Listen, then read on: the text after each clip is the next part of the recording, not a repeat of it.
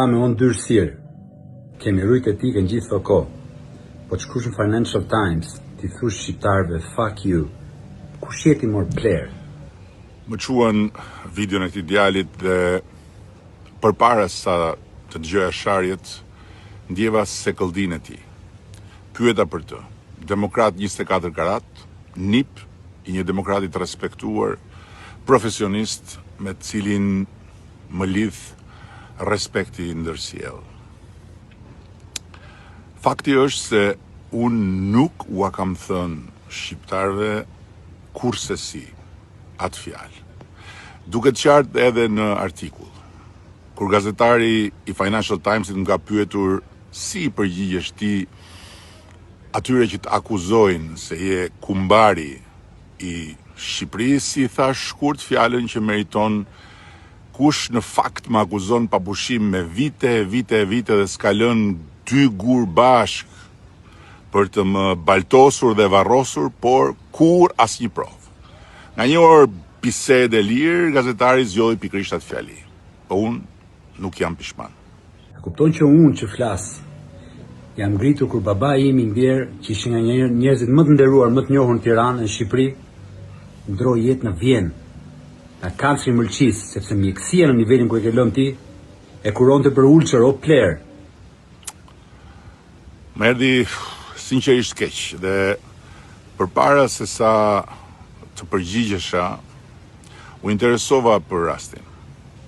I ndjeri babai i këtij djalit nuk ka shkelur asnjëherë në asnjë spital publik të Shqipërisë, po fillimisht është kuruar në një spital privat, diku këtu e 10 vjet më parë. Dhe djali ka shkuar shumë larg bashkë me valën e këtij revolucionit imagjinar të bulevardit. Urrejtja politike dhe furia e algoritmit e kanë bërë të më fajsoj mua publikisht pas 10 vjetësh, kur jati që nuk u shërua dot në Tiranë nga kanceri i Mëlqis dhe ndroi jetë në Vjenë, kthehet në sken për të përdorur si mish për top. Dhe si baba im,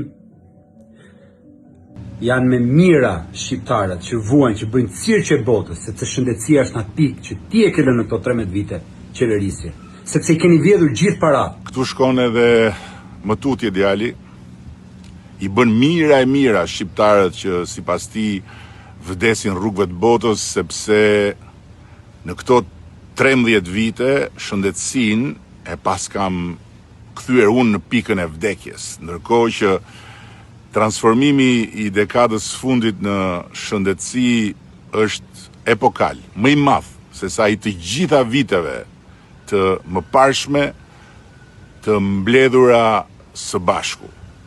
Dhe këtë nuk e them unë, po e thon faktet, ndërsa unë them po, shëndetësia ka nevojë për shumë, më shumë akoma.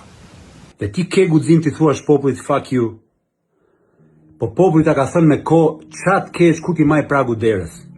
Mos e kruaj me popullin, mos i jep gojës, ik një orë më parë, bollu talle me njerëzit.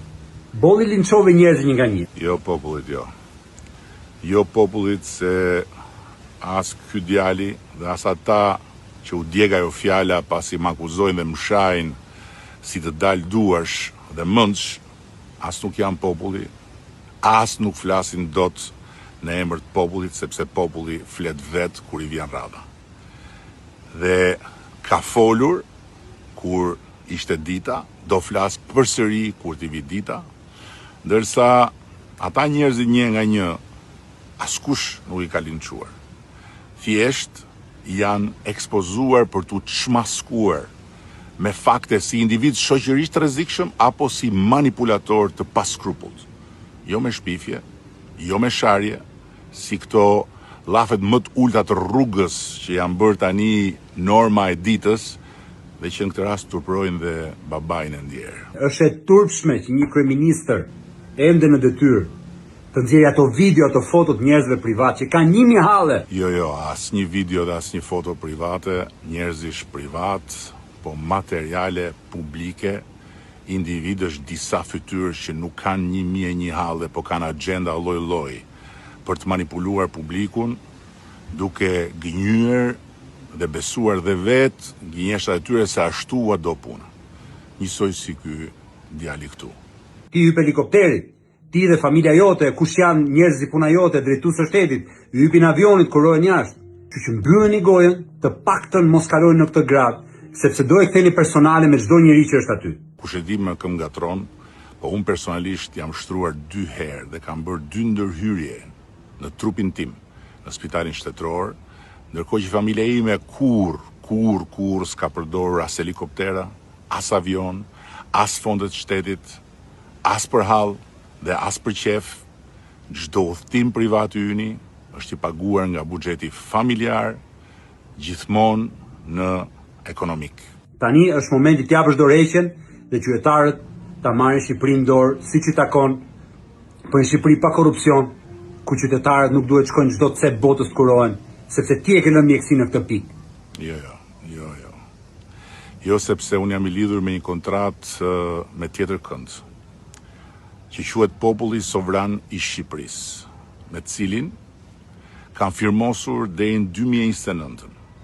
Dhe duhet i siguroj këtu të gjitha ata që janë sinqerisht dhe nuk kanë parti apo para nga pas për të yshtur këtë protestë, se unë nuk i ngatroj shqetësimet, hallet dhe zemrimin e tyre me këto personazhe të pa dinjitetshme që turprojnë me xhelisin ton publik, por me të neutralizuar një të keqe shumë të madhe dhe me shumë koka që e ka kapur për fyti protestën, pa diskutim, që unë do të kthehem drejt masës domethënëse të njerëzve. Të njerëzve pavarësisht nga çfarë ka e vinë që duan të dëgjohen, dhe do t'ju them se çfarë kanë kuptuar nga gjithë kjo nevojë e tyre për të protestuar dhe si mendoj unë se duhen adresuar ato që së brëndshmi, sinqerisht, i thrasin njerëzit drejt protestës, drejt nevojës për të dëgjuar dhe po ashtu drejt admirimit për ata që protestojnë edhe në emër të tyre pikërisht për arsye të kësaj nevoje.